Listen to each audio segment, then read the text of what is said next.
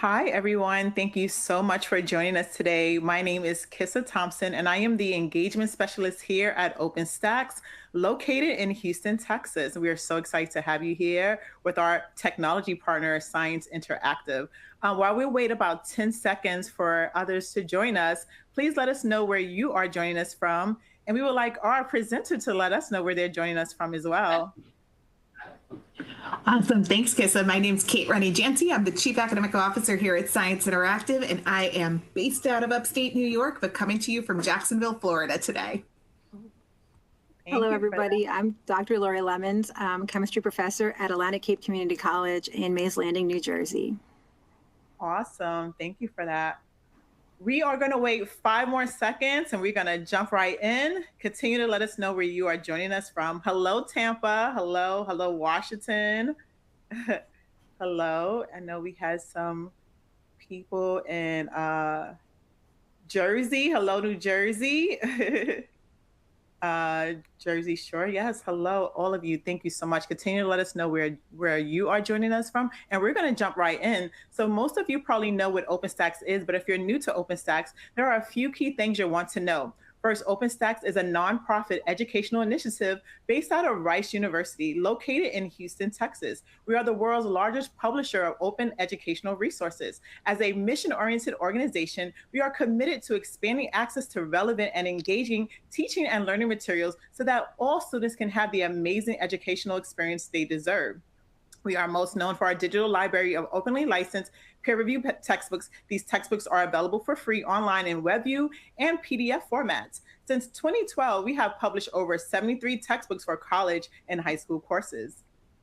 OpenStax has had a large impact on students and instructors across the globe. Since publishing our first textbooks in 2012, we have saved 43.3 million students over 3.4 billion in textbook costs.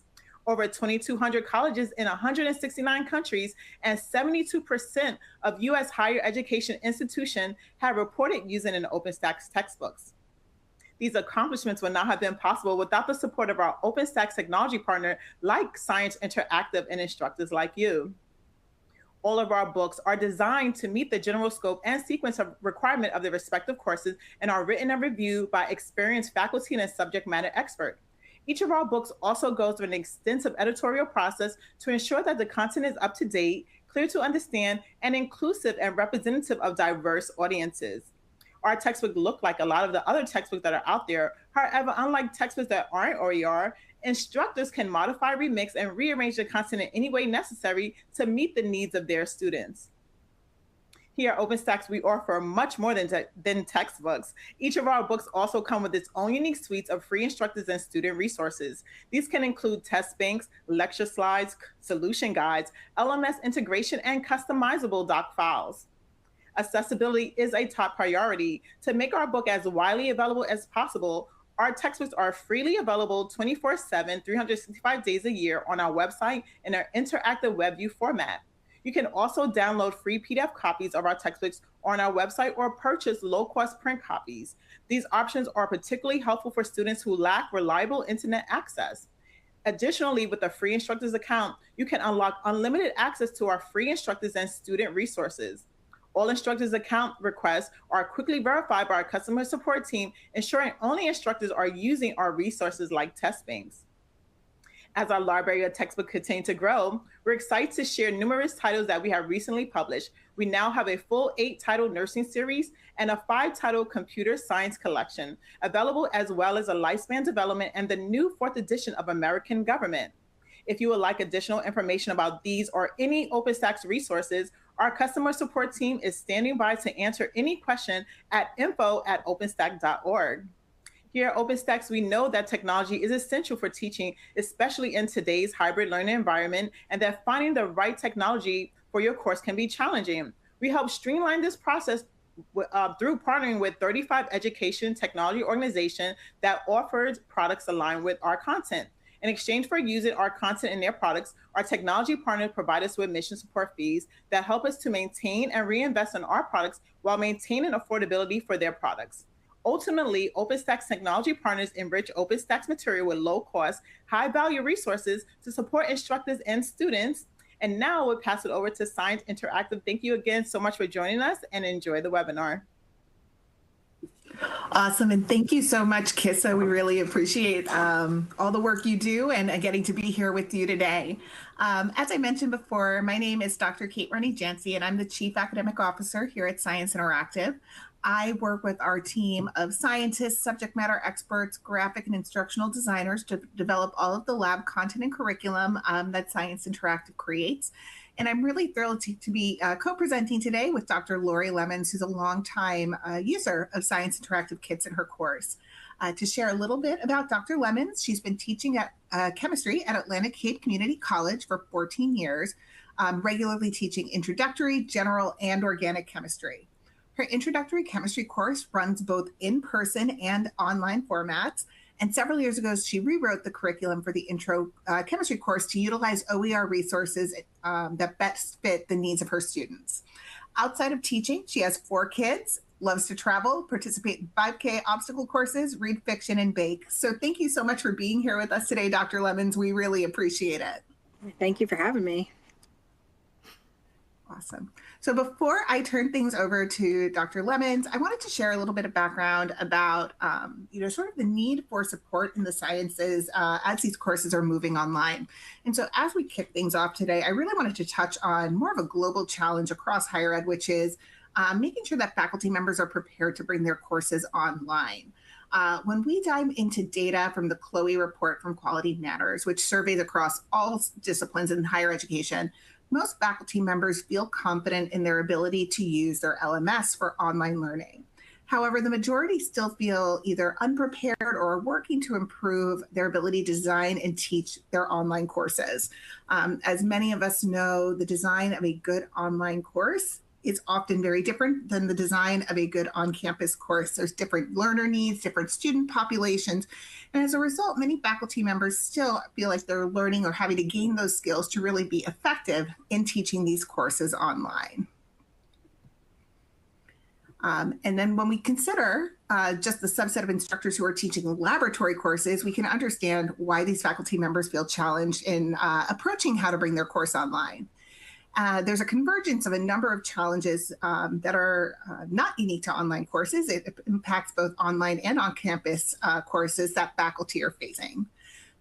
Data from our annual lab report, which we run every year, highlights really 3 key areas that science faculty are feeling pressure. The first is student preparedness. When we surveyed our faculty members teaching online laboratory courses, 90% of instructors said that it was student preparedness was their #1 problem.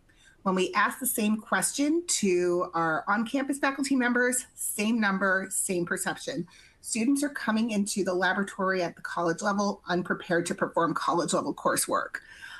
There's a number of reasons for that. We know that many of the students coming through today were impacted in their high school lab experiences by COVID, didn't have as much opportunity. There are many students who are returning maybe after 10, 15, 20 years away from the classroom that are stepping into the lab for the first time since their high school days. But overall, it's leading to lab time being wasted on catch up, whether that be on safety information, how to work effectively in safety in the lab, how to use the tools in the lab. That puts faculty members behind in their ability to teach the lab effectively. The next is logistics. When we talk to our faculty members, both online and on campus, almost 70% say they're spending time on sourcing supplies rather than teaching.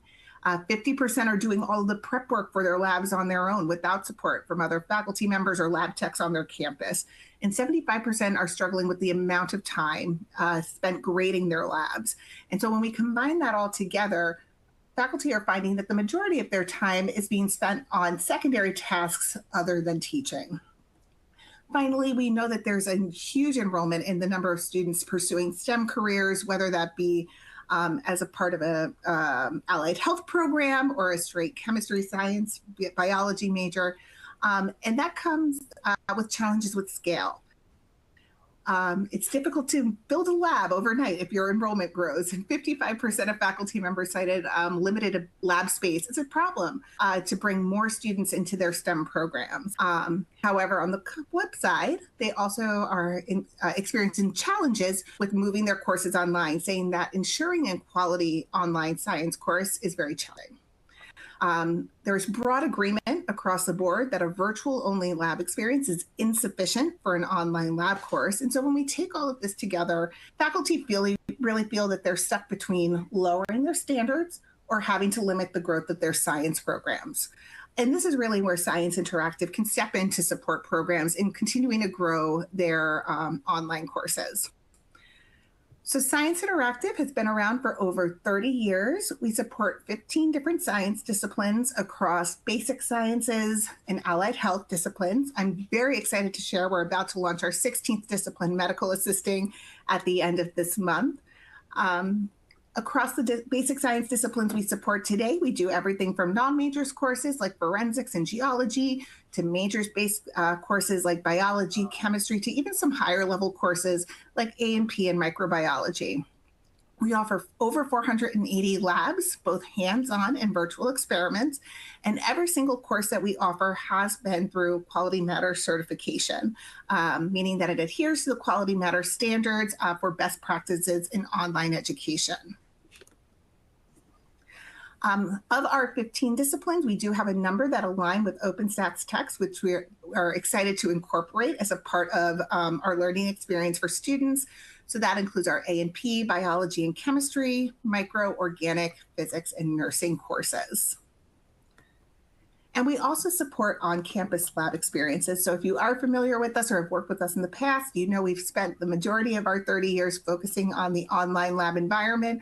We also work with campuses to bring them on-campus solutions, whether that be building a lab basically from the ground up with a full kit, allowing for a turnkey experience to get jumpstart a lab course, or to just consumables kits where students can just get the chemicals or single-use goods they need to continue to work through their lab courses.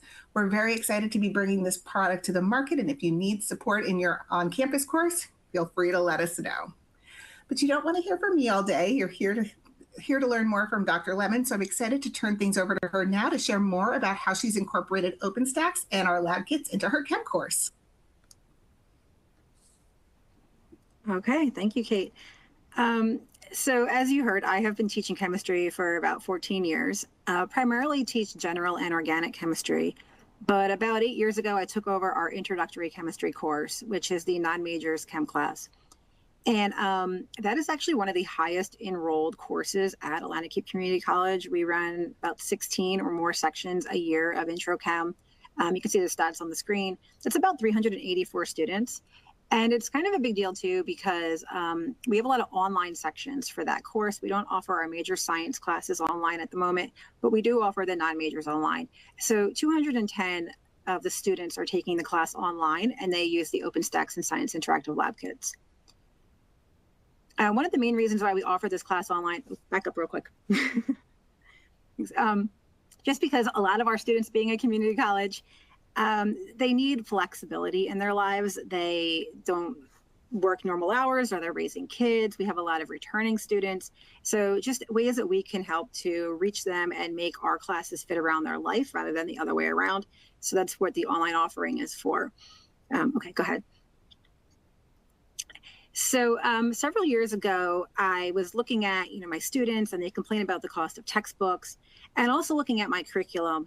And the primary students who are taking my intro chem class are not non-majors, but they are pre-nursing or health science majors. So I wanted to rewrite the course to make sure that I was hitting all of the objectives that the students would need to be successful in microbiology and in the nursing classes further down the line. And I also wanted to save the students money. So I got rid of the textbooks and all of the pre-created materials. And I wrote down just a list of goals and objectives that were important to what I wanted students to get out of the chemistry class. The way I have the course set up online is I have a goal, and then I have objectives, and under each objective is a bunch of resources. So I have links to OpenStax, links to other free books online or just articles or pages that I have written, videos that I found online or that I have created. And it just goes goal, objective, and resources to meet that objective. And that's all posted online. And it works really well together because my curriculum may not flow in the same order that the OpenStax book does, but I'm able to find the chapters that are relevant, and I've just linked them for the students to use. What else?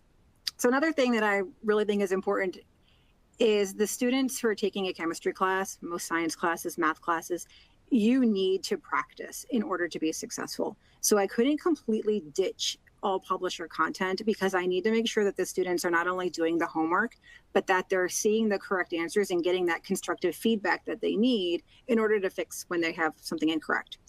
So I spent many hours reviewing tons of publisher homework programs, and a lot of them are textbook specific. So I personally use Active. Active is affordable. It's like $40 a semester. And what I like about it is it also aligns with OpenStax. So for each problem that the students are presented, if they don't understand, they all have a link and it says, click here to go to the OpenStax book. So it works on their phone, their tablet, their computer. But you can be on your phone. I don't know how to do this. Click the link. It takes you right to that chapter in OpenStax. So that was really the selling point for me there. Go ahead.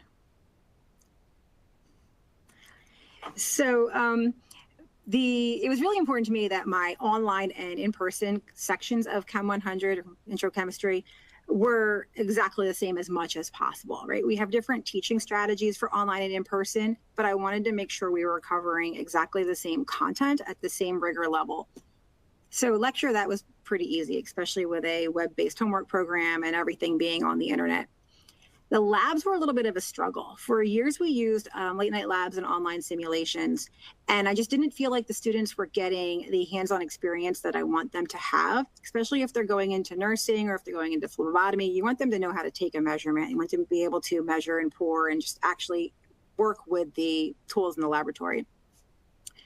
The other thing I noticed with the simulations online is that as they were around for longer and longer, more of the solutions were just posted freely on the internet, and students were just copying and pasting answers rather than actually doing the experiments. So a couple of years back, I switched to the Science Interactive kits. They do have pre-set curriculum for chemistry, but I have a custom curriculum that I use because, again, it was important to me to align my course as close as possible to my in-person.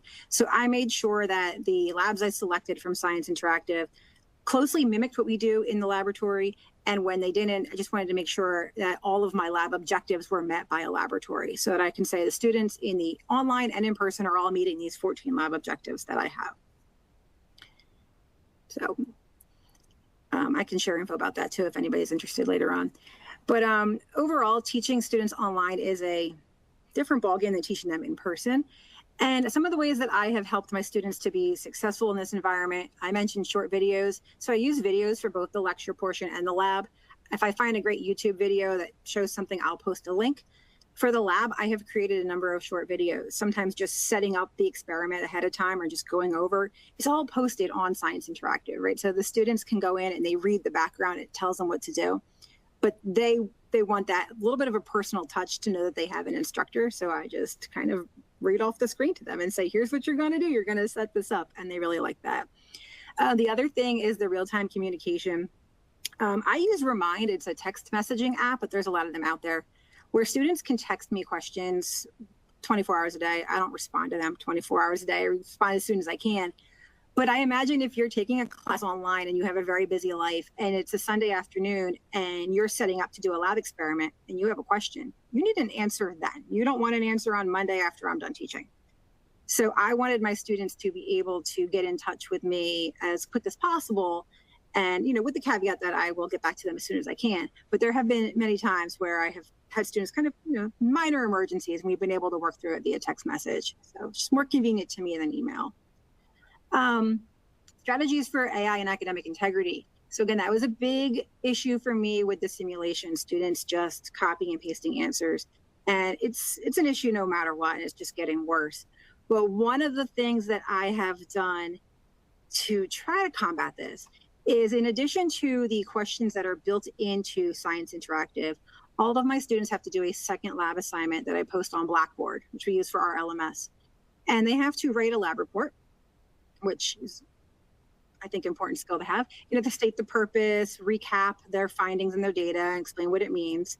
And then they also have to upload photos from the labs that they took.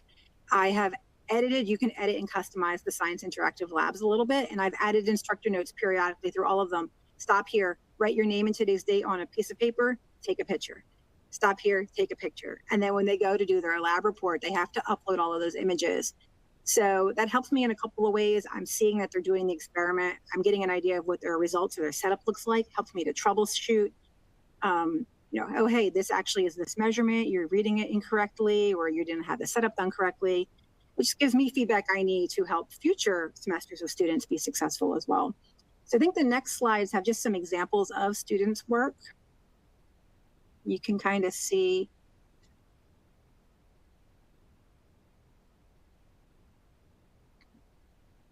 I don't see it on my end. We'll go up one more. Is there one more? Yeah, that one. Okay. So the first picture, you can see there's a student name and a date, but this is what I'm asking them to do, write their name and the date and take a photo.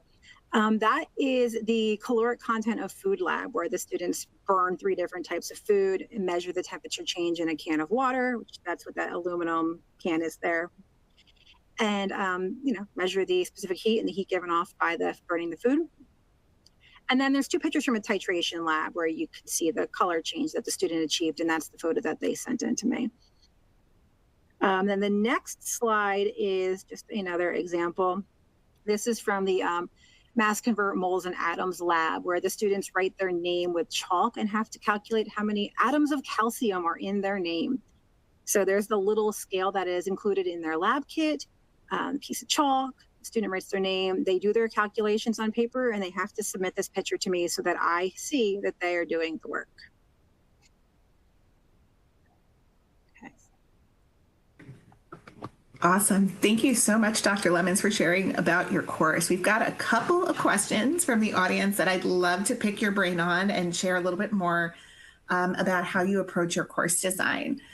So the first question we have today is around lab safety and how you approach students being able to work from home in a safe environment with, flames and chemicals being involved. So could you share a little bit more about how you approach lab safety? That's an excellent question, and I absolutely will share that. So I believe with all Science Interactive kits, but definitely with mine, there are 2 labs that every student can do for free. You don't need the kit, so I assign them for the students to complete before their kit has even arrived in the mail to their house. There's a Getting Started, which just introduces them to the platform. And then there's the laboratory safety experiment.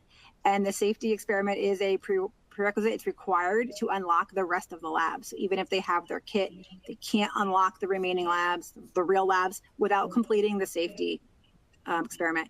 And it goes through all of that, how to set up a safe workspace in your house, use a stable table, make sure that your hair is tied back, that you're wearing the provided gloves and protective eyewear, how to dispose of all the chemicals. It goes through everything. It even teaches them how to read a safety data sheet. They have to look up bleach online and write some information about it. And then in addition to that, again, I have a secondary assignment on Blackboard for all of my labs. They don't really write a lab report for lab safety, but I just created a little lab safety quiz, and I have them take the quiz. And once they have submitted that, they are able to access the rest of the experiments. That's awesome. I love how you approach that with the secondary assignment. Do you ever get questions around accessibility in your course for students? And how have you worked to make your courses more accessible?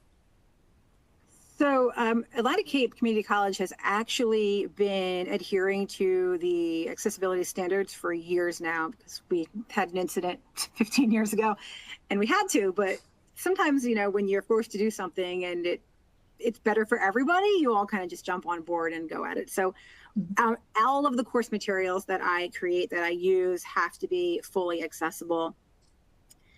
And I haven't had any questions regarding the lab specifically with that. I know that Science Interactive has passed all of our standards. So the interactive website, everything is up to the standards for accessibility. I have had students contact me For example, the caloric content of food lab, they have to get a walnut and burn it. And I have several a semester. I'm allergic to nuts, or someone in my household is. What can I use instead? And so I've had those individual situations where I work with each individual student. Well, what are your concerns? What can we do instead? And help them come up with solutions for things like that. There's another one. There's I forget what it's called, the chemical properties of compounds. And they take a bunch of different white powders. And one of the steps is they have to put them in the oven and check them every 5 minutes to see how the compounds change, whether they melt or they burn or decompose. And it's surprising to me, but I've had about 5 students over the last 8 years who don't have ovens. And they say, well, how can I do this experiment? I'm like, wow, that's a really interesting question. So we came up with, again, solutions for them. Do you have a toaster oven you can use, or maybe heat it on a pan? So I don't know, not really accessibility, but definitely just tweaking things to meet each individual student and to help them be successful. Yeah, makes a ton of sense. We have one question here. They'd love to hear more about how you approached aligning your online course with your on-campus course. And did you encounter challenges there in finding topic coverage, or how was that experience with just aligning the 2 courses to ensure you had the same outcomes? So what I actually did was, when I created the course and I started from scratch, we had a course, we had syllabi, I had goals and objectives, but I just definitely had a way that I wanted to approach the course. I created the online course first. So I didn't try to take an in-person class and adapt it to online.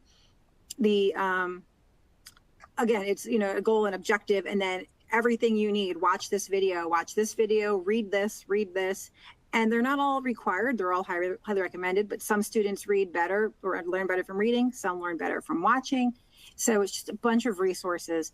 And all of that information is posted on Blackboard, which is actually what we call our standard Blackboard shell. So anybody who teaches the same course at Atlantic Cape Community College just copies that shell. So the course was set up and designed for the online students, and the in-person students have the exact same information and resources, the same goals and objectives. They just have the benefit of having an instructor in front of them twice a week.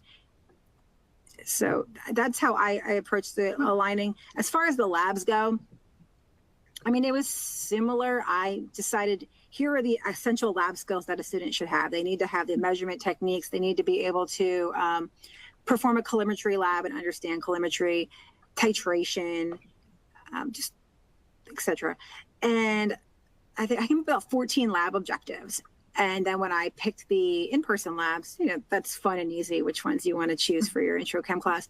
For the online, I wouldn't say that it was really difficult, because there weren't that many to choose from, right? So you have a couple of labs that meet each objective. So I have the getting started in the safety lab. There's a technique and measurements lab. And then we do a scientific method experiment, the caloric content, I don't know, mass moles conversions, titration, and then the identification of chemical compounds. I'm probably missing something in there. And then what I did find, so for example, Techniques and Measurements Lab has 3 experiments, but the 3rd experiment was about solutions. And we don't cover solutions until the end of the semester. So I simply wrote a big note: students, do not do this part of the experiment. I made all the questions worth 0 points. So I was able to use the customization features in Science Interactive to at least make it fit into my box, rather than having to teach them something early to try to do what has been redesigned. So that makes sense. Okay, and I think we've got one more question today, and I'll give it to you first, and then I'll add my recommendations. But we have someone who wants to know if you have any recommendations for any professional development or courses to use to learn more about online learning or teaching online. Good question.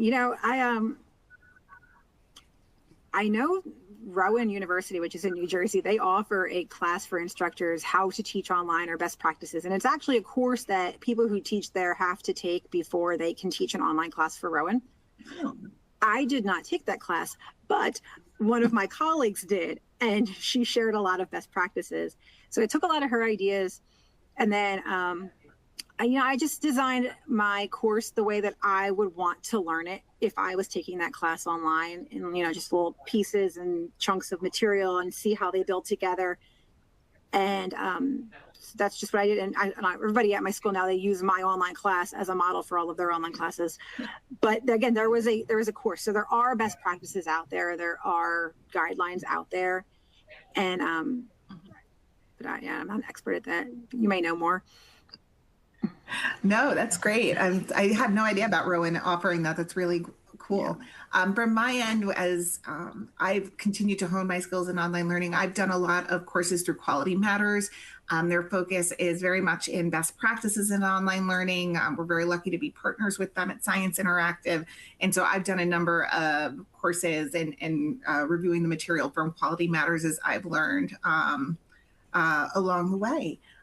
There's one more question in here, Laurie, that I'll grab before we wrap up. And how do you prevent students from cheating?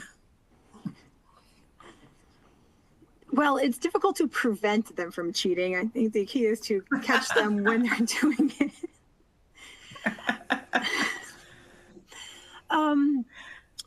So I struggle with the prevention. I make, announcements on a regular basis that academic integrity will not be tolerated, that students will get a 0, they will be reported. As soon as I notice it the first time, I message them and I say, hey, listen, this was AI generated, or this is not your own work. And you're getting a 0 in this experiment, but I won't report it this time, but you're getting a 0. But the next time I suspect it, they're getting reported, and I go through the whole paperwork process. Ways to deter, posting that. The last question of their on Blackboard lab report is just a checkbox where they have to certify. I certify that this work is completely my own work. I have not received any outside help. I didn't, copy answers from anywhere, and they have to certify. Is that stopping them? No, but it's again reminding them, hey, I'm looking for this. Mm-hmm. And then, again, just having them take the photos with their name and the date at each step of the experiment. I have had one time in the past students submit the same photo, or it was like the same background and the same setup, and they just swapped out their name. And again, I reached out and I said, what are you doing? Well, we worked together on the experiment. No, set up 2 different experiments on the same table, but don't do the experiments together, because that's kind of an unfair advantage that nobody else has. So it does require you to be a little bit diligent when you're looking at the lab work. But a lot of times, you can tell when something's AI generated. You read it and you're like, the student didn't write this. And if there is a big discrepancy between their lab grades and their exam grades, that's that giveaway too, because you're not, failing lecture, but getting 100 on every lab experiment. It just doesn't work like that. Yeah. Awesome. And I will just add, from the Science Interactive side, we do monitor very closely cheating websites that are out there. We do pull down any work that we find of students sharing our materials.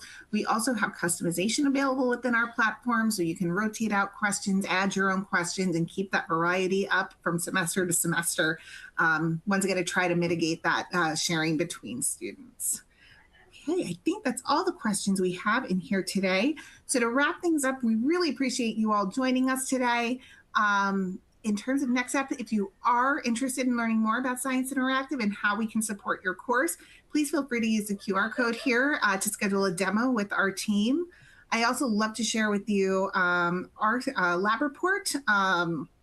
We release this on an annual basis. The next one will be coming out this summer. But really focusing on the challenges that faculty face with bringing their science lab courses online, what's driving folks to move labs online, and what is leading to successful courses for online sciences. So really encourage you to download this, and we really appreciate you joining us today. Thank you so much, Dr. Lemons, for being a part of this with us. We really appreciated learning more about how you're teaching your chemistry course online, and thank you all. Yes, I would like to echo that and say thank you so much for joining us. Of course, thank you so much for our amazing technology partner, Science Interactive, and the presenters that were here today. And until the next time, we would like to say bye-bye for now. Thank you again. Thank you, everybody. All righty.